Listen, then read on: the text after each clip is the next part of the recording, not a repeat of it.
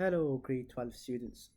In this video we're going to start about our new chapter, and to be more specific we're going to start about the male and the female reproductive systems. In this video we're going to identify the different parts of the male reproductive system and that of the female reproductive system. We're going to determine the different functions of these parts, and we are going to trace the pathway of the sperm inside the female reproductive system coming from that of the male reproductive system. So let's start our journey in the male and the female reproductive systems. So we're going to talk about chapter 1, basic mechanism of sexual reproduction, document 1, male and female reproductive systems. So during the last few years of the BC era, what happens? So males and females, they are needed. So here we are talking about sexual reproduction. Let's start first, talk about male and female reproductive system. Let's talk about the primary sexual organs and the secondary sexual organs. So primary sexual organs, they are the organs responsible for the production of gametes and the primary sexual hormones. So the primary sexual organs, they are the organs responsible for the production of gametes and the primary sexual hormones. They are also known as gonads. Whereas the secondary sexual organs, they are the organs that support the functioning of the gonads. They support the functioning of the primary sexual organs during their formation of gametes, their maturation, and delivery. They are also known as accessory organs. So first, we have primary sexual organs. They are the organs responsible for the production of gametes and the primary sexual hormones. They are also known as the gonads, whereas secondary sexual organs, they are the organs that support the functioning of the gonads during their formation of gametes, their delivery and maturation. They are also known as accessory organs. So let's move now to the gametes. The male gametes, all of you know that the male gamete is called the sperm cell or the sperm. Female gamete, egg cell, and we're going to talk about this to be discussed later. Hormones. The male primary sexual hormone is called testosterone. So the male primary sexual hormone is called testosterone, while the female primary sexual hormones, they are estrogen and progesterone. So as I said, the male gamete is the sperm cell, and the male primary sexual hormone is called testosterone. Here we're going to talk about male. So this is for male. Female gamete is called the egg cell. Till now, this will be discussed later. Female primary sexual hormones, they are estrogen and progesterone.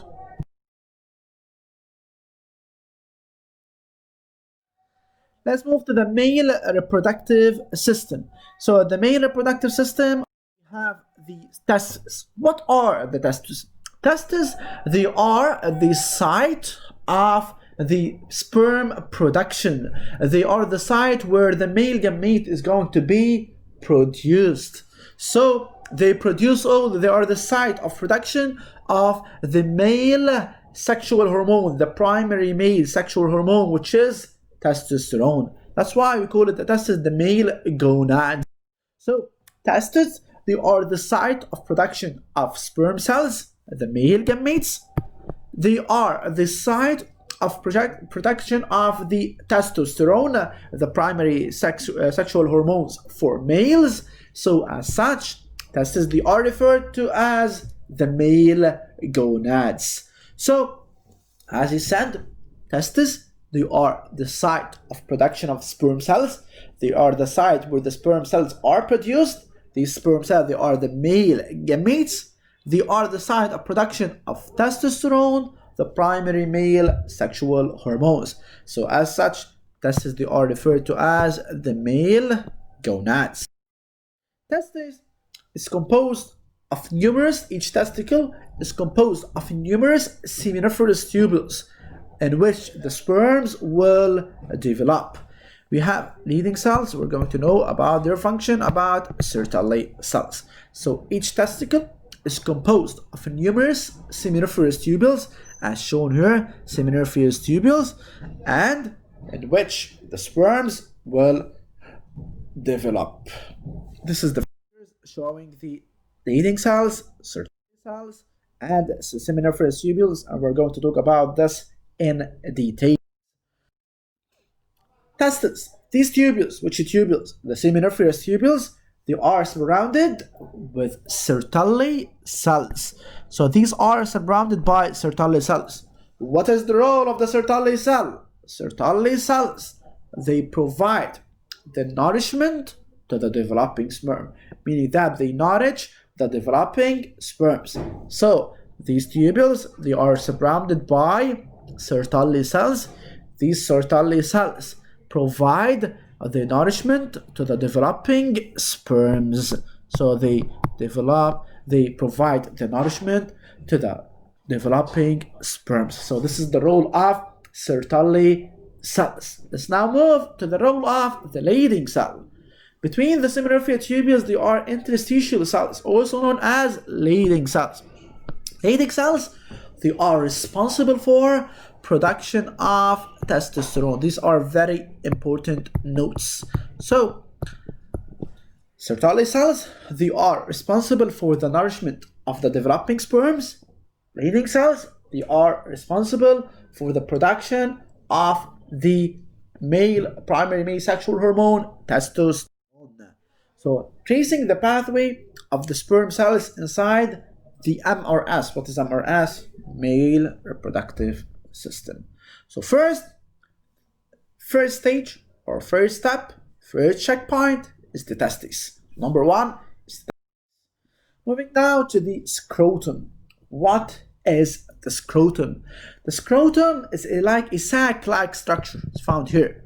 It's a sac-like structure. It's found outside the abdominal cavity. So it's only in males for sure. Has a role in the protection of the testes, and it maintains or it keeps the optimum temperature for the production of the sperms and also their development. So the scrotum is very important. The scrotum is a sac-like structure, as I said, is suspended outside the abdominal cavity in males only. This scrotum has to protect the testes, and it maintains an optimum temperature for the production of the sperms and also for their development. So as I said, scrotum, they are suspended. They are suspended in a sac-like structure outside the abdominal cavity of males.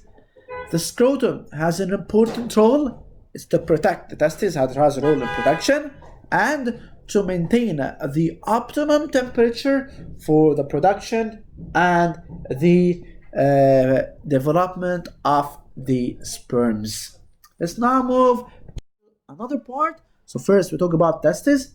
Second, we talk about the leading cells, Sertoli cell. Let's move to the scrotum. We talk about scrotum. Now let's move to the epididymis. Epididymis is found in this region. So what is the epididymis? Epididymis, they are irregular networks of ducts. They move into epididymis. Epididymis is classified as the site of temporal storage and final maturation of sperm. So the final step where the sperms are going to be maturated, they are going to be the sperm.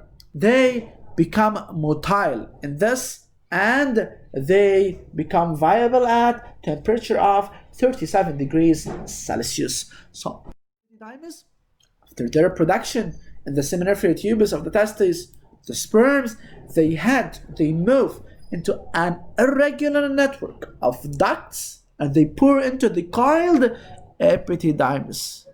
Epididymis is the site, here the function of, is the site of temporary storage and final maturation of sperms, where they acquire motility and they are become viable at temperature 37 degrees Celsius. So if I'm going to ask you about the epididymis, you have to show that epididymis is the site of temporary storage and final maturation of the sperm. So the site of temporary storage and the final maturation step of the sperms, these sperms will acquire motility and they become viable at temperature 37 degrees Celsius. So move now. This is the epididymis. This is a high power view of epididymis tubule lined with a pseudo-stratified columnar with serous actually microvilli. This is smooth muscle, provide peristalsis for the sperm movement toward the ducts deferens or vas differential. We're going to talk about this. So, tracing the pathway, we'll finish first with the testes. Second step, it was the epididymis. Now, let's go to the vas deferens, or sometimes it's said as vas differentia. So, vas deferens. Whenever they move the testes from the sperm cells, from the epididymis, the sperm cells, they are collected at the vas deferens. Vas deferens is called as spermiduct. Spermiduct, a duct for the sperm, from its name, sperm duct, or vasa differentia, or vas deferens. All of them, they have the same meaning. So the sperm, they are collected at the vas deferens. So till now we have 3 checkpoints. The first checkpoint is about the testes. The second checkpoint in the pathway of the sperm cells along the male reproductive system is the epididymis, and the third one is vas deferens. Okay, moving now to the seminal vesicle. What is the seminal vesicle? It's a glandular dilation at the distal end of the vas deferens. So, seminal vesicle serves as a reservoir where the sperm cells are stored, pending or waiting their ejaculation during asexual intercourse. So seminal vesicles, they are a reservoir. So this is an important role. What is the role of the seminal vesicle? So seminal vesicle, they serve at the reservoir where the sperm cells are stored, waiting for their ejaculation. Okay? So let's move now to the prostate. So as I said, this is the seminal vesicle. Seminal vesicle, this is a reservoir where the sperm cells are stored and they are pending their ejaculation. Let's now move to the prostate gland. Okay, and we're going to talk about also about the Cooper's gland. Along with the prostate gland and the Cooper's glands, it produces the seminal fluid. We talk about the seminal vesicle. With the prostate gland and the Cooper's gland, they produce the seminal fluid, which contain the sperm cell. The seminal fluid contains fructose, minerals, fatty acids, vitamins, especially vitamins E and A. These nutrients are needed to lubricate and adjust the acidity of the female reproductive system. So the seminal fluid contains fructose, minerals, fatty acids, and vitamins, especially vitamins E and A. These are needed to lubricate, to pave the way for the sperm and to adjust the acidity of the female reproductive tract for sperm entry, as well as for the nourishment, survival, and the motility of the sperms. Talk about especially fructose. So they are needed for the lubrication and adjusting the acidity of the female reproductive tract to sperm to enter inside the female reproductive system, as well as for the nourishment, also for the survival and the motility of the sperms. Especially fructose is needed for these nourishment and survival and the motility. The seminal fluid and the sperm cells, along with many other nutrients, they form what's known by the semen. Okay? So this is the seminal vesicles. This is under the microscope. The seminal vesicles shown. So here, the pathway along the male reproductive system, we have the testes, epididymis, vas deferens, seminal vesicle, and now we're going to talk about urethra. What is the urethra? Urethra is defined as the urogenital tube. So it's the urogenital tube. It's connected to the excretory system. So urogenital. So first, it carries the urine from the urinary bladder and is connected to the reproductive system. It carries the seminal fluid and the sperms. When ejaculation is due, the sperm cells or the sperms, they pour into the urethra. So here we have pathway completed. Number 5. Number 1, we have the testes. Number 2, epididymis. Number 3, vas deferens. Number 4, seminal vesicle. And number 5, urethra. We said that the epididymis, as I said, the scrotum first. Let's make a complete revision. Scrotum, let's talk about the scrotum. Its role is to protect the testes and maintain optimum temperature for the production and development of sperm. Epididymis is the temporal site for the storage and final maturation of sperms, where they acquire motility and they become viable at temperature 37. We talk about the vas deferens. We said that sperm cells are collected by the vas deferens, and the seminal vesicles, it's the reservoir where the sperm cells are stored pending their ejaculation. We talk about the seminal fluid. It contains fructose, it contains fatty acids, vitamins E and A especially. They contain minerals, and these are needed to pave the way, to lubricate and adjust the acidity of the female reproductive tract for the sperm entry, as well as for the nourishment. The seminal fluid and the sperm cells, along with many other nutrients, let's say fructose, they form the semen. We talk about the pathway. We talk about the urethra. We said that the urethra is a urogenital tube. It's connected to the excretory system, where it carries urine, and it's connected to the reproductive system. It carries the seminal fluid and the sperms. When ejaculation happens, the sperms pour into the urethra. Now let's talk about female or the male reproductive system, the penis, and the urogenital opening. So, urogenital opening in penis. Penis is the male reproductive system. It's the male copulatory organ through which the semen is ejected out of the urogenital opening. So, this is number 6. So, the pathway, testis, then it moves to the epididymis. Number 3, to the vas deferens. Number 4, to the seminal vesicle. Number 5, to the urethra. And number 6, to the urogenital opening. So this is the figure showing the male reproductive system. Now let's move to the female reproductive system, and let's talk about the female reproductive system. To start with, we have to start with something special, which is the ovary. So the ovary, it's going to be our site. So the site of production of the egg cells, the female gametes, it's called the ovaries. They are also the site of the production of the primary female sexual hormones, estrogen and progesterone. So ovaries, they are the site of production of egg cells, female gametes. Also, they are the site of production of estrogen and progesterone, the primary female sexual hormones. As such, ovaries, they are referred to as the female gonads. Also, as he did in the male reproductive system, we're going to do in the female reproductive system, we're going to trace the pathway. So pathway of the egg cells in the female reproductive system is stored at the level of the ovaries. Let's move now to the second step. We're going to talk about the oviduct. What is the oviduct? Oviduct, also, they have another name, it's called fallopian tubes or the uterine tubes.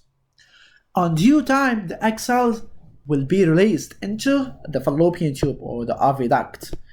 The egg cell will wait in the upper third part of the fallopian tube for about 24 to 48 hours, waiting to be fertilized by the sperm. So the egg cell will wait in the upper third part of the fallopian tube for about 1 day to 2 days, 24 to 48 hours, waiting to be fertilized by a sperm. And then will descend toward the uterus whether or not fertilization took place. If we don't have fertilization or we have, it will descend toward the uterus. So tracing the pathway, first we have the ovaries, second we have the oviduct. Let's now move to the uterus. Uterus, or has another name, it's called the womb. Uterus, fertilization occurs. The uterus is going to be the site of implantation and development of the embryo till the end of the gestation period. So fertilization occurs, so the uterus is going to be the site of implantation and development of the embryo if it happens. First three checkpoints, we have the ovaries, second oviduct or the fallopian tubes or uterine tubes, and third we have the uterus. So you think we are easy, huh? It's not easy. It's not process, it's not easy. So let's see what happened next. Tracing the pathway of sperm cells in their reproductive system.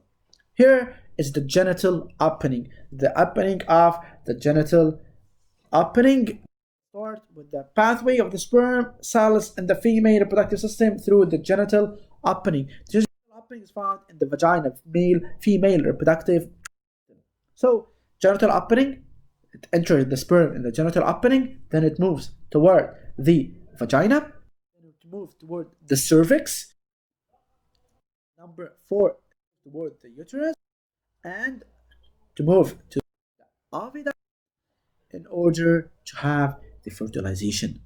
So you have to keep in mind, in the male reproductive system, the gonad or the testis is present outside it's found outside the abdominal cavity, while the female is present inside. This is a difference between them. Also, in the male reproductive system, the opening to the outside is the urogenital opening, common to both systems. While in the female, there are two distinct separate openings. We have urethral opening and we have genital opening. So you have to be careful for this. The male reproductive system starts from puberty and continues till death.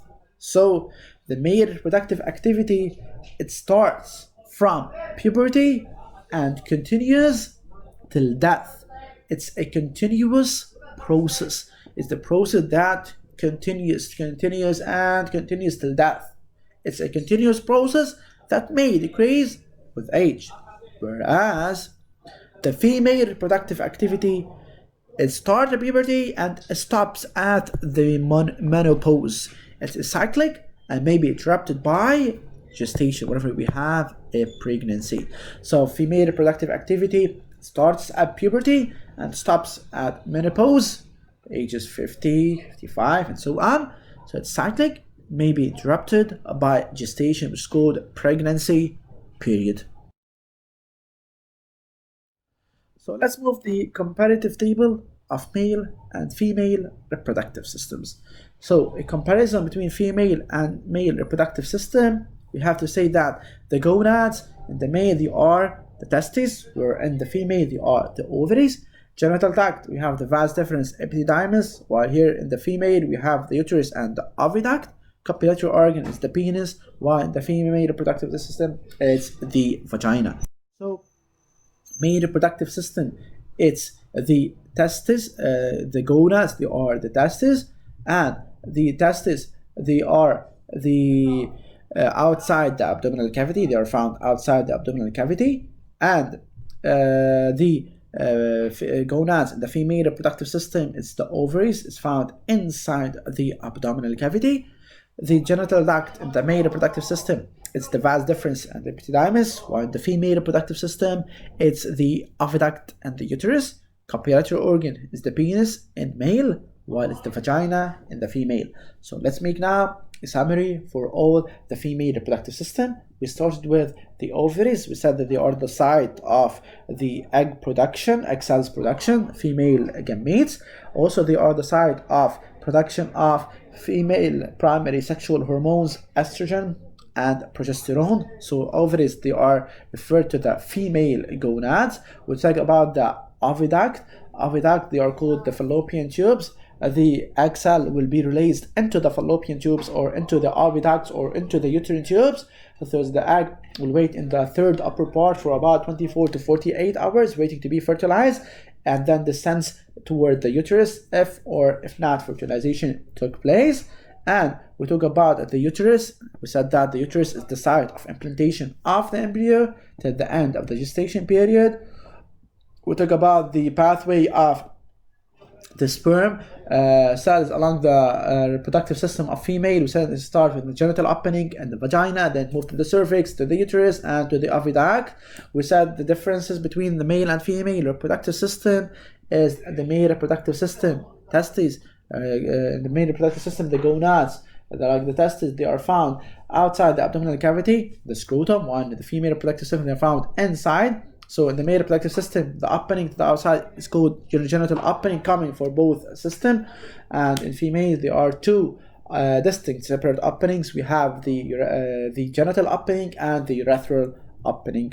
So you have to know that the male reproductive activity, it starts at puberty and continues till death. It may or may not decrease with age, while the female reproductive activity starts at puberty and stops at menopause, cyclic, and may be interrupted by the pregnancy period. And in this table, we have the comparative table of male and female reproductive system. We said that the male gonad, it's the testis, it's found outside the abdominal cavity, while the female reproductive system, the gonads are the ovaries inside the abdominal cavity. Genital duct, vas deferens, epididymis, while the female reproductive system, oviduct, and the uterus. Copulatory organ is the penis in the male reproductive system, while it's the vagina in the female reproductive system. Hope this video will help you to understand very well all the notes related to the female and male reproductive system. Also, you can go to the discover the worksheet regarding this male and female reproductive system, and you have to study these notes very well. Okay, guys, thank you. Bye bye.